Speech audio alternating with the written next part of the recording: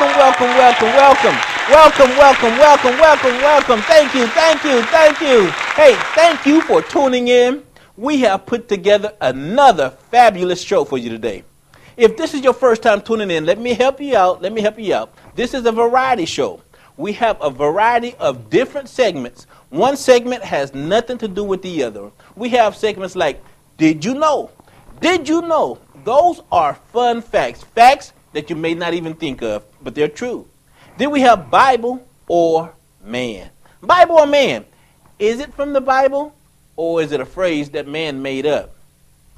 And then we also have Where Are We Now? Where Are We Now is when we go behind the scenes with camera. We go out on location and we just get a behind the scenes of how things work. Today we had a great treat for you. We have went behind the scenes with the Freemasons in Sacramento, California. So, let's get the show on the road with our first segment that we call Our World Today.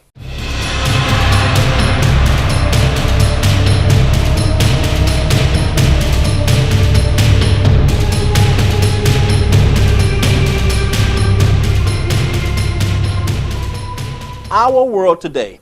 Now, this is when we just compare our world today to our world 20, 30, 40 years ago.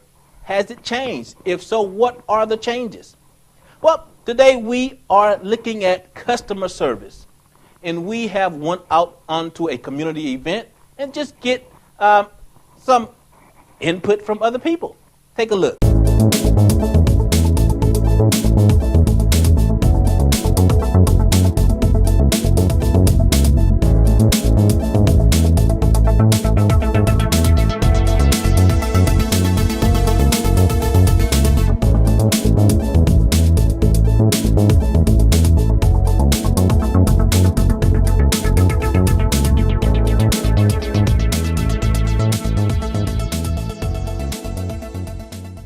Once again, we're out in the community. We're at a community outreach in Natomas, California, and we're here talking about a great subject today. That subject is customer service. Has it changed? Is it good? Is it bad? Is there a difference from the old diners to now the new fast food restaurants? I don't know, but what we're going to do is we're going to ask some of the great people out here today for this community outreach and find out what they think about customer service.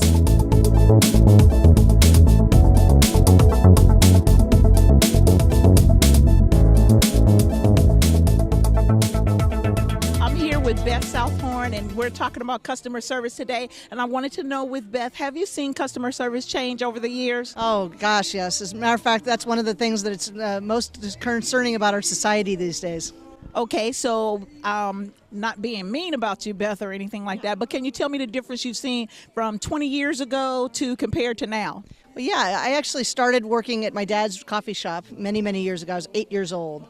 And my values and how I was taught to always think about the person that was in front of me and what their needs were, and that the customer was always right. And there was always a constant a nurturing of that relationship so that whoever came into the door knew that they were cared for and got what they needed to feel as if they were rewarded, and so they would keep coming back. And there's a correlation between just being able to nurture those customers and those customers coming back and nurturing us with those long-term relationships.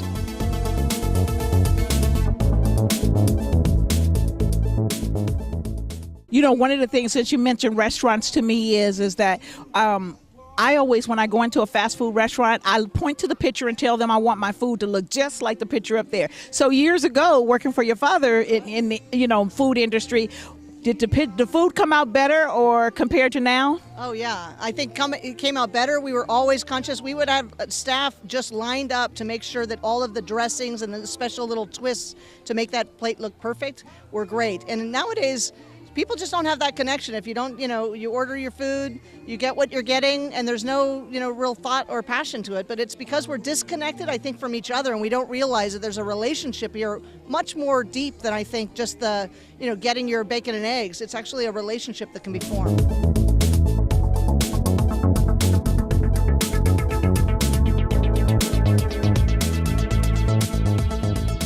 We're here and we're with Mary Leela now, and I'm talking to Brian also. And I just want to know with them, again, what is going on with customer service now and today? And so my question is, let's talk fast food. What do you think about the fast food restaurants and the customer service you get now and today? I feel like they definitely are not focused as much on getting you the right stuff. They're focused on getting it out quickly, and I've had food come back that's been wrong so many times. I've had the person behind the counter not take any responsibility for that. I've even seen, I feel like a lot of young kids obviously get jobs in fast food, first job kind of thing, and I feel like just the way that young kids act nowadays, they have this sense of entitlement and they don't really feel like they need to provide service for anyone. So that's what I get behind the counter at fast food sometimes now. Okay, and Brian, I will ask you, let's just say you're at a local grocery store and they don't have the product that you want, and you maybe have had experience where you've asked them, do they still have it? Have those been good customer experience for you with the managers or even with the cashiers? Yeah, usually. I think it really just depends on the individual that's working. I think it really comes down to if they have a sense of pride in what they're doing at their job. I think if you don't have that, if you're not taking pride, I don't care if it's moving pallets or stocking groceries. If you don't take pride in what you're doing, then you're not going to really care about the customer that you're working for. So, but my experience really hasn't had much negativity, at least with the grocery food business. So.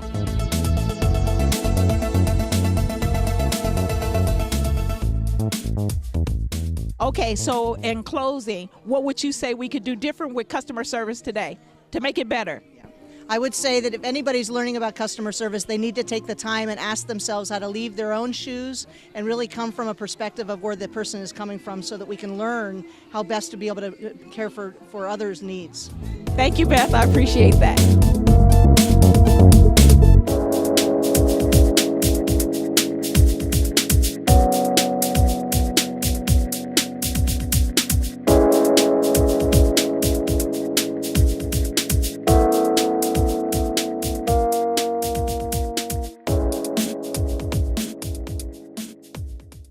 We're finishing today talking about customer service. And one of the things that when I think of customer service is, I think about the good old days where when we were growing up, people greeted you when you entered into their business with yes, sir, yes, ma'am. When I think of the corner grocery store, they knew everybody. They knew all the families. They knew the children's name.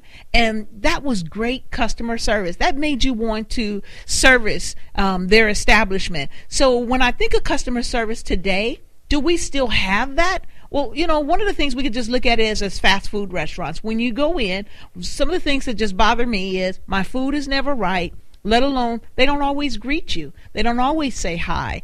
Something that simple that they can do. But statistics says that, some of the worst companies with customer service is cell phone companies and cable companies. And part of it is when you call into those companies, you're talking to a recording. And by the time you get through pushing from button 1 to 2 and 5, you forget why you even called. And then by that time, you have a live person who really can't help you with your situation.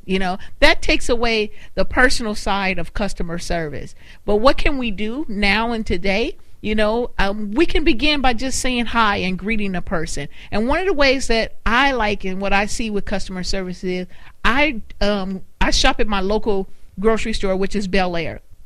And one of the things that I like is they always greet me. They always greet me with a smile. They may not know my name, but they know my face, and they know it enough that they're able to say, how are you today? Did you just get off work? And those things make a big difference. And guess what? I'm paying a little bit more to go in there than I am going to the big supermarkets, the big chains that are out there, because they give me customer service. So think about that. Has customer service changed today compared to the way it used to be? And we'll be right back.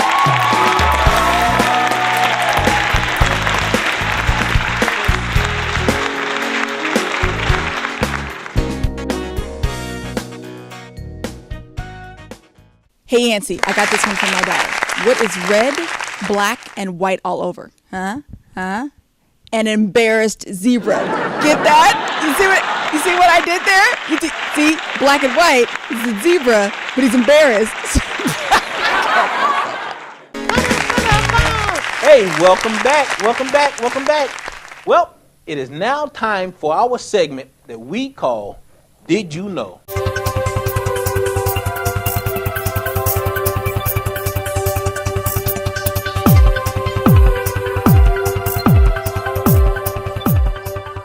Did you know? Now, did you know are fun facts. They are things that we may not even think of, but they are true. Like this. Did you know that strawberries are the only fruit with the seeds on the outside? Did you know that? I never thought of it. Never dawned on me. I know apples are seeds on the inside, oranges. Strawberries are the only fruit that has their seeds on the outside. And technically, they can be considered as two fruit because the seeds are also considered a fruit. But that is a true fact. I know. Never thought of it. Strawberries are the only fruit that has their seeds on the outside. Did you know? Did you know that frogs do not drink water? They absorb it through their bodies. I didn't know that. I never thought of it. I just assumed because frogs are underwater. That wouldn't it just be just wise to just open your mouth? You're underwater, but they don't do that. Frogs just absorb water through their body, their lower skin, and when their body has enough, it just stops. Although they're underwater all that time, it stops at when they get a certain amount absorbed. Didn't know that. Never thought of it. Did you ever think of that? Did you know? Did you know that it is possible to lead a cow? Yeah, a cow. A farmer cow. It is possible to lead a cow upstairs, but not downstairs. Did you know that? I didn't know that. The reason why is because of the way the cow's knees are made. They don't bend a certain way. And because the cow weighs so much, they can go upstairs, but they can't go downstairs, and they have enough sense to know that. Now, there are some stairs that are at an angle, but for the most part, cows don't go down human stairs because of the slant, because their body, they're top over if they did. So they know that. So cows, you can lead a cow upstairs, but he will not go downstairs. Now, why would you be leading a cow upstairs? I couldn't tell you. But that's a true fact. You can lead a cow upstairs, but he will not come downstairs. Did you know? Now, I didn't know this one. Did you know that Christmas trees were originated in Germany? Did you know that? I didn't know that. I never thought of it, but I just never knew that they originated in Germany. I just assumed Jerusalem, Bethlehem. I just assumed. But no, Christmas trees was originated in Germany. And actually, they would put food, nuts and berries on the tree around Christmas time. And then they began putting candles. And then when electricity come around, they began putting lights on the tree. And actually, it was for the wealthy at that time. And then it started going out throughout the world. Other countries began doing Christmas trees. I never knew that. Did you know that? I never knew that. Did you know? Did you know? Did you know that this is something? Did you know that 2,500 left-handed people are killed each year for using right-handed products? Did you know that? Now, I do not want to sound insensitive, so I'm not going to comment on that. However, there is a logical, simple solution to that, but I'm going to leave that one alone. But 2,500 left-handed people are killed each year using right-hand products. I almost want to make you say, duh. Did you know Did you know that spiders are not insects? They are arachnids. I didn't know that. Arachnids has 8 legs. Insects have 6 legs. Now, I really am not too fond of spiders, so I don't know if they are going to have 8 legs or 6 legs. I really don't particularly care for spiders, without sounding like a wimp, but I can deal with a snake, I can deal with a rat, I can deal with a tiger, I can deal with an elephant. I just don't like spiders. So I would not know if it was an arachnid or an insect. I would probably be in the other room. Okay, doke. Did you know where the actual word testify derived from? Yeah, testify. You know, like when you go to court to testify. Do you know where that word actually derived from? Because this is a family show, I'm not going to comment on that. Just look it up. Where did the word testify come from? Hey, ladies and gentlemen, that was Did You Know? If you have any Did You Knows, any fun facts, send them to info@gwproductions.org. info@gwproductions.org. And we'll be right back right after this.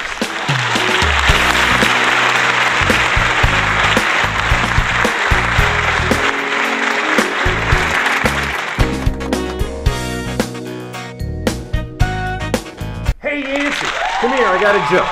All right, there's a medical breakthrough. They developed a new science to where the father of the child feels all the pain and agony of labor and delivery, and not the mom.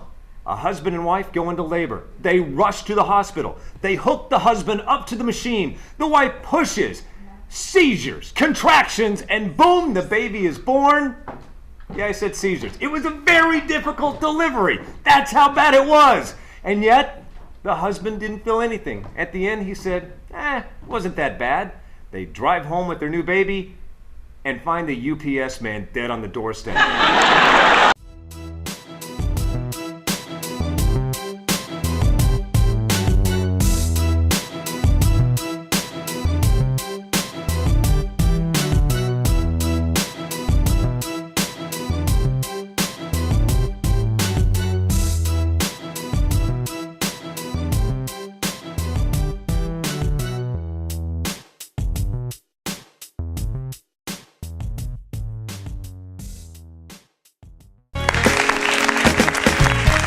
Hey, welcome back. Well, now it's time for our subject that we call Bible or Man.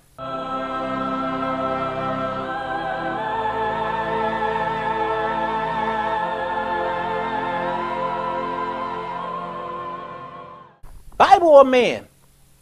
These are things people say or have said. Is it in the Bible or is it something man made up? Now, we did mix a couple of scriptures in there, so you have to tell us, is it in the Bible or is it something man made up? Bible or man? You ready? Tell the truth and shame the devil. Is that in the Bible or is that something man made up? Tell the truth and shame the devil. If so, what disciple said it to whom? Bible or man? Tell the truth and shame the devil. Is that in the Bible? Nope, that's not in the Bible. That's not in the Bible. That's just something man made up. So now you warmed up. Now you got the hang of it. Okay, you ready? Let's go. Bible or man? As a dog returns to his vomit. Yes, vomit. As a dog returns to his vomit, so a fool to his folly. Is that in the Bible? Or is that something man made up? Is that something Shakespeare said? As a dog returns to his vomit, so a fool returns to his folly. Bible or man? Is that in the Bible or is that something man made up? Yep, that's in the Bible. So in other words, he said, as a dog returns to his vomit. First of all, a dog regurgitates the food because something is not right with it. Something is making him feel sick. It's bad for him. So he regurgitates. So, he said, So is a fool. Actually, it says, so a fool returns to his folly. In other words, someone that gets saved and they start walking right, and then they decide to go back into doing sin again. He says, so is a fool. As a dog returns to his vomit, go back to that what made him regurgitate, what made him feel sick, what made him feel bad. So a fool. And then when you go into the Hebrew, that word fool is actually stupidity. So as a dog returned to his folly, as a dog returned to his vomit, so a fool returned to his sin. So it's stupidity for him to return back to his sin. I'm just saying. Because some people, they go and they have an experience in the church, and then for some reason they just get called back into the world. He says, so is a fool. So the stupidity of that person that goes back to their sin. I'm just saying what the Bible says. Okay? Bible or man? Is this in the Bible, or is this just something someone made up? What goes around comes around. That's 50-50, huh? What goes around comes around. Is that in the Bible, or is that something man made up? Nope, that's not in the Bible. That is not in the Bible. That's just something man made up. Bible or man? Bible or man? I know you're going to get this one. Okay, you ready? This is an easy one. God works in mysterious ways. Is that in the Bible? Or is that something one of you religious folks say? God works in mysterious ways. Is that in the Bible?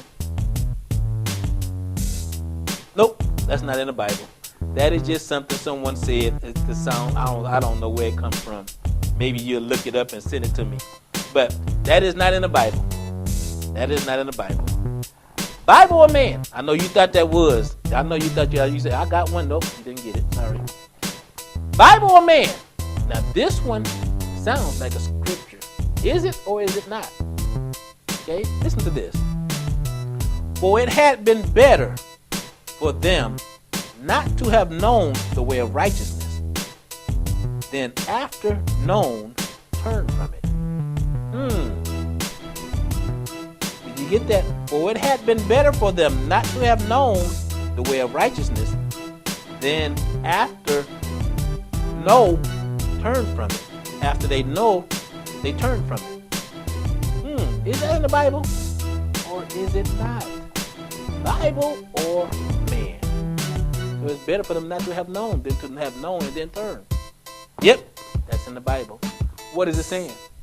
It is saying it is better for someone who have gone to church or however received Jesus Christ in their life sincerely and then turn from it. It is better for them. In other words, it is better for them not to have known than to have known and turn for it. And there's another one said, it is better for them not to have heard than to have heard and not do. So, in other words, if you get the knowledge, if you receive Jesus Christ as your Lord and Savior, and you are receiving you're doing fine, and then you turn from it, it was better for you not to have done it than to have done it and then turn from it. That's what he's saying. And the unfortunate thing about that is a lot of people think that going to church means that they're saved. They have a knowledge of God, and they think that because they go to church that they're saved. No, because you go to church on Sunday does not mean you're saved. If you want to really do a quick check to see if you're saved or not, I'm just talking to the ones that think they are saved. There are people out there that I know. You don't go to church, you don't want to go to church. Okay, that's fine. I'm not talking to you. I'm just talking to those that has a misunderstanding of what church is and what salvation is.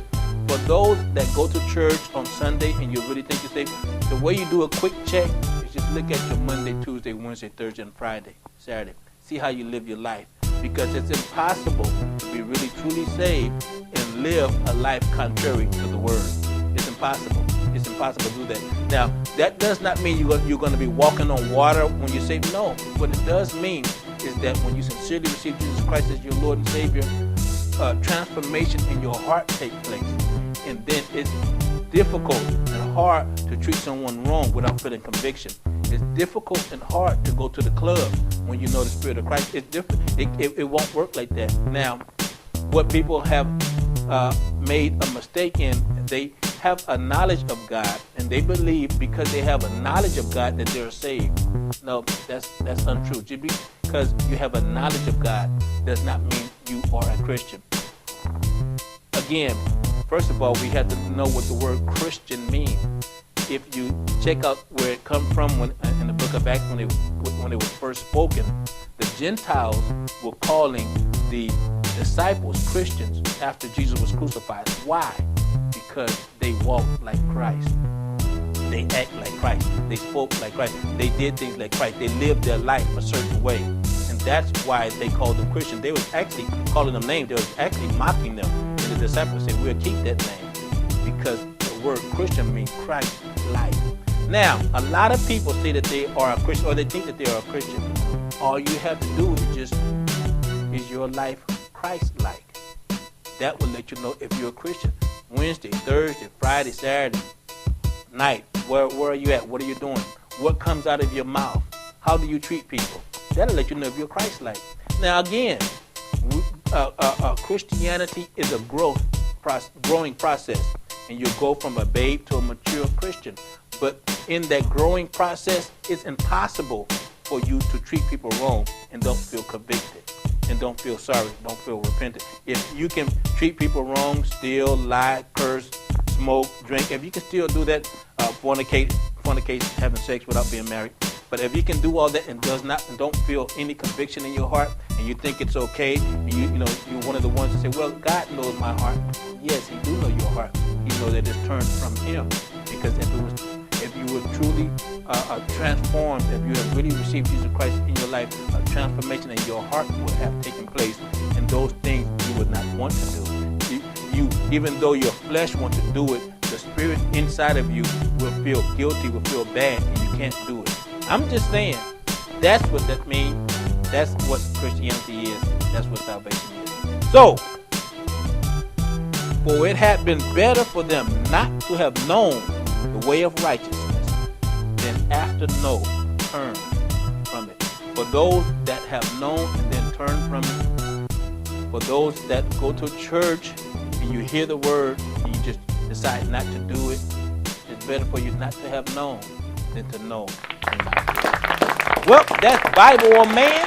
If you have any scriptures, any phrases, anything you want to share with us, send it to info@gwproductions.org. info@gwproductions.org. We'll be right back right after this.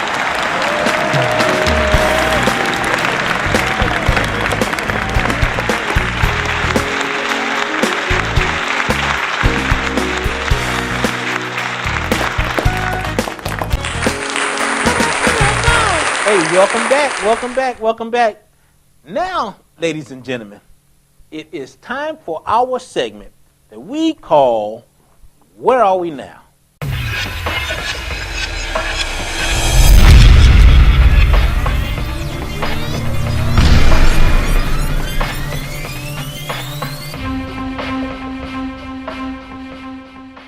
Where are we now? This is when we take camera crew out on a location somewhere and go behind the scenes and see how things work.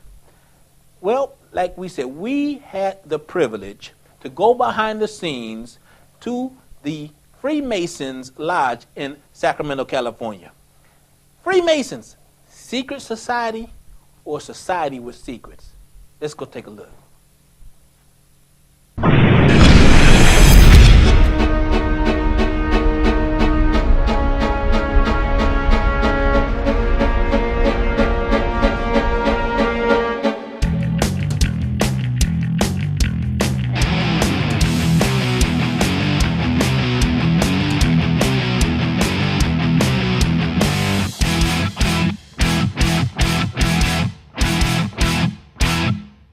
Today is a great day. I'm having the privilege to sit here at the California Masonry Lodge that we have here, and I am sitting with Mr. John Cooper. And Mr. Cooper, can you tell me what your title is here? Yes, I'm Grand Master of the Masonic Grand Lodge of California.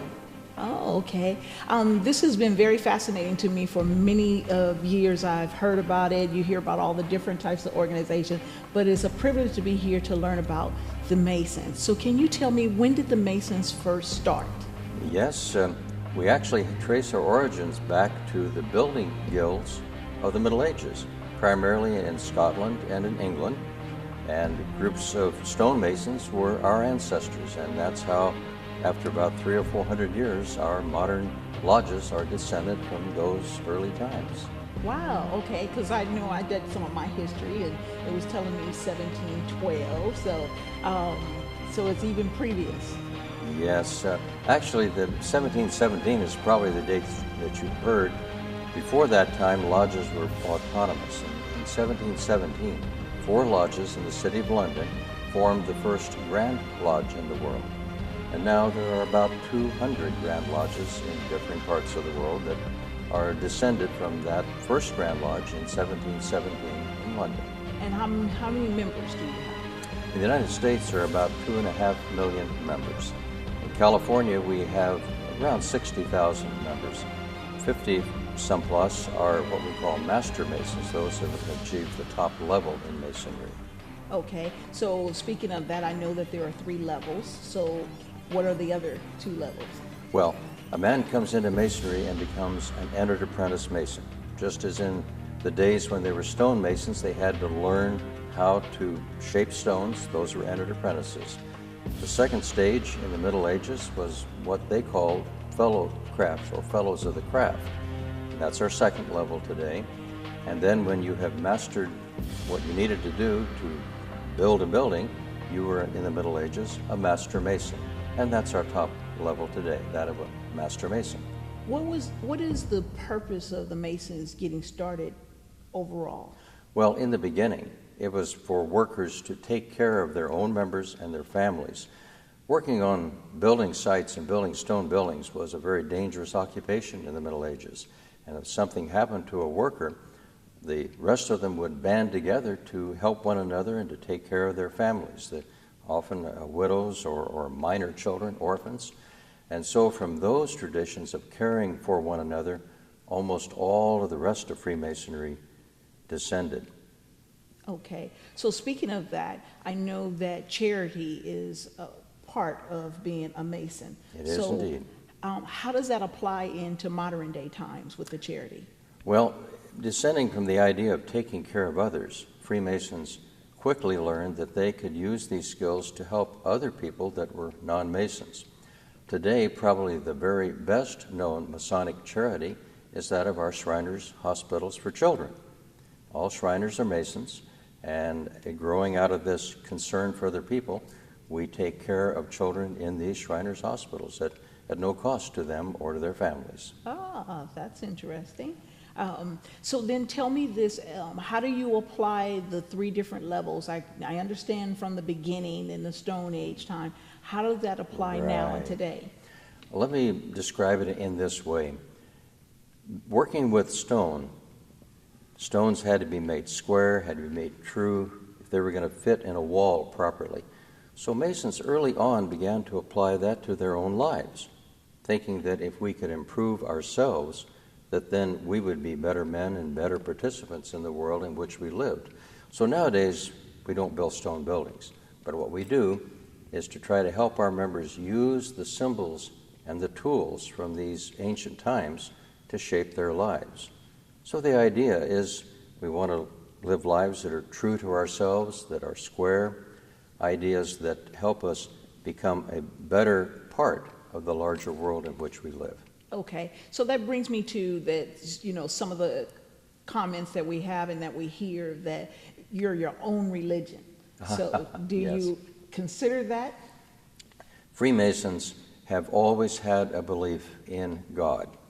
But as we moved out of the European context at the beginning of the 18th century, we very quickly incorporated men of all religions. So we developed the concept that a belief in God would be determined by your own particular religion or your culture. So as a result, we often use the term supreme being to describe God. We encourage our members to be active members of the religion in which they're involved. It Christianity, Judaism, Islam, Buddhism. We have men from all religions. So Freemasonry is not a religion of itself. It requires a belief in God, but we expect a man to act that out within the faith community in which he is involved. Okay, so now, speaking of that, when you reference to the Stone Age and coming from that era, so I think of pyramids. So could it possibly Yes. be that the Egyptians were Masons as well? Well, that's an intriguing theory. I am quite sure that there were stonemasons involved in building pyramids and other buildings of ancient times. But as much as we would like to think that we had our roots that deep, it really comes from the stonemasons' guilds of the Middle Ages, building castles and cathedrals. We know that because we have lodge records that go back that far, but they don't go all the way back to the pyramids. Okay, and so I see many pictures are around. Can you explain the pictures that are on the walls here? Well, yes. Many lodges or Masonic organizations will put up in their buildings pictures of the presiding officer of their particular lodge or organization. The ones you see in here are past commanders of the Masonic Knights Templar. Oh, okay. And Masonic Knights Templar are an organization of Masons, but they have their own separate government and rituals and things like that. So these men in this room presided over a Knight Templar commandery at one time. Oh, okay. So I was wondering because I see some of the pictures are dated way back. So I was Yes. thinking, so John Hancock is not up here. Well, John Hancock was in Massachusetts, and these are California Masons. You must remember that California Freemasonry actually begins only in 1848 with the gold rush. Okay. So Masons came to California. They soon formed their own lodges and other organizations such as Knight Templar commanderies. Okay, so that brings me to another question. So what are some of the other organizations that may be spin-offs from the Masons? Well, of course, one of the most famous are the Shriners. Okay. And these are the men that you'll see in parades with go-karts sometimes or motorcycles. Okay. Their theme is a Middle Eastern theme. And the Shriners are sometimes called a fun organization, which they are. But they also do a tremendous amount of charitable activities. And, of course, the Shriners hospitals are like that. But there are others. We have our wives and sisters are often involved in the Order of the Eastern Star, for example. We have Knights Templar, Masonic Knights Templar, Royal Arch, and sometimes you hear of the Scottish Rite. Scottish Rite numbers its degrees, so you will hear about a 32nd degree Mason. That all comes from the Scottish Rite. Okay, so the Elks, the Kiwanis, are... No, Elks and Kiwanis are different kinds of organizations because we're the oldest fraternal order. These newer ones that came along formed themselves along the same lines as Freemasonry, but they're not a part of Freemasonry itself. The Elks, Moose are all very good organizations, but they're totally separate. Service clubs like Kiwanis and Rotary, again, are very different. They may have been inspired by Freemasonry, but they have a totally independent existence. Okay, and so you bring me to another question. You said the Eastern Star. Yes. So when we talk about females, Yes. to my understanding, is it Aldworth that is supposed to be the only female Mason? Oh, yes, the Honorable Elizabeth Aldworth. Yes, that's an interesting story. I'll back up a couple of bit because in the Middle Ages, building stone buildings was hard work. Men were the ones that were employed on the building sites. As we moved into modern times, when non-stone working masons became involved in masonry and became eventually the majority part, lodges were no longer stonemasons' guild, but they kept the old ceremonies and the ideas behind that. In Ireland in 1713, one of the lodges was holding its meetings in the country home of one of the masons of the day. And according to one of the stories, who eventually was Mrs. Aldworth, was curious as to what was happening in the Masonic Lodge. And so she either concealed herself in a clock, one story, or found a place where the workmen had not properly sealed up a wall and saw part of the ceremonies. Masons discovered her and they said, okay, well then what we'll do is we will make you an entered apprentice Mason. The Irish Masons are very proud of that. If you walk into the Grand Lodge building in Dublin, you'll see a picture of the Honorable Mrs. Aldworth right at their front door. So, and she's one or two that have been Freemasons over time. Oh, okay. So there's others. Yes. There are differing streams of Freemasonry. There are some lodges in the world that consist entirely of women. There are some lodges that consist of men and women together within that. Within what we call mainstream Freemasonry in the United States, that's not true.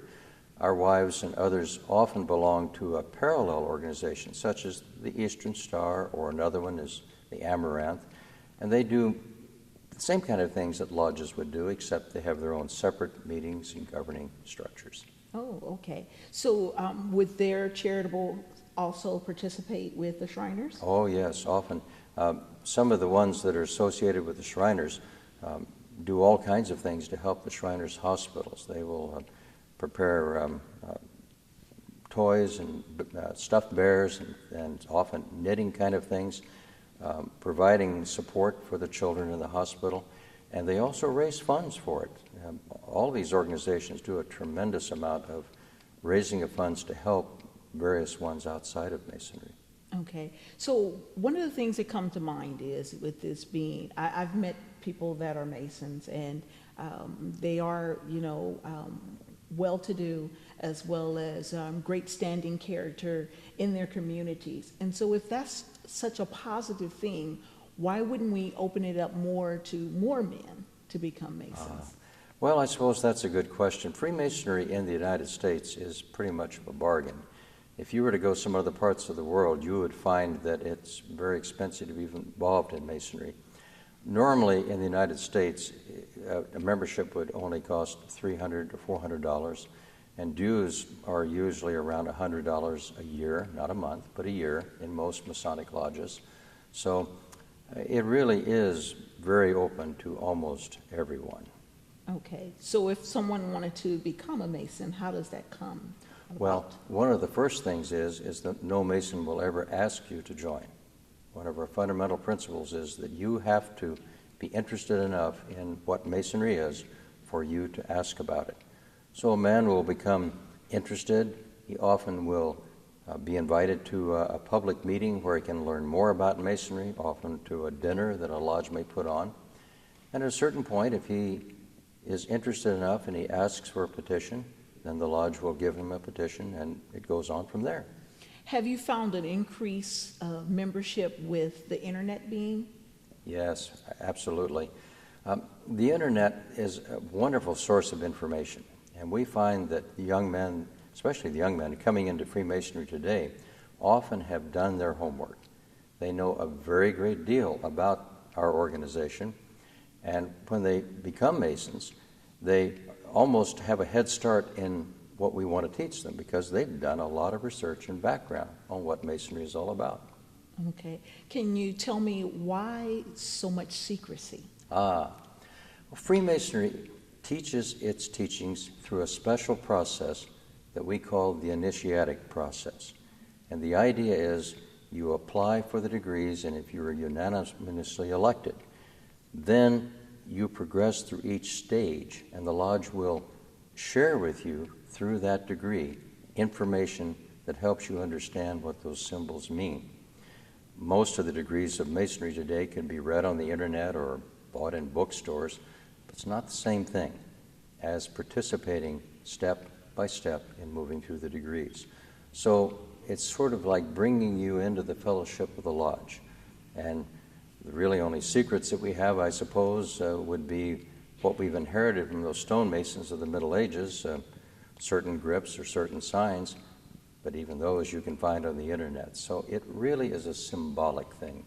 The secrecy is much more symbolic than anything else. How have you guys been able to keep the secrecy for centuries? Well, we haven't, and that's the point. Everything that most would consider to be secret is available, and one can see that on the internet or in books. But the point is that when you come into that relationship with your lodge, you become a part of that family. And so the emphasis is not so much on the secrecy, it's much more on the fact that before you come in, we hadn't shared the information with you. Now we're sharing it in a very special context, in a room like this. Mm-hmm. And in a place like that, it makes a very deep and lasting impression. So whether or not a man coming in read everything about it on the internet, knew all the passwords or whatever, is kind of irrelevant to that experience, because this is the first time in his life that he will step forward and say, now I'm ready to learn what you have to teach.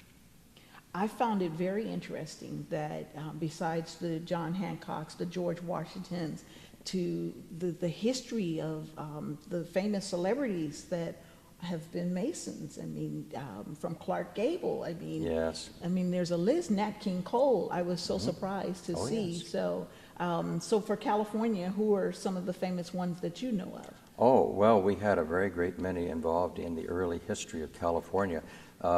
Commodore Sloat, for example, who first raised the American flag here in California, was a Freemason. John C. Fremont, for whom many things are named in California, was a Freemason. Because Freemasonry attracts men who like to be involved in their community, it's really no surprise that they would be involved in Masonry, but also involved in the larger public life. Probably our most famous one in recent times was Governor Earl Warren. Governor Warren was not only a Master Mason, but he was same office that I hold in 1936. And of course, he went on to become Chief Justice of the United States Supreme Court.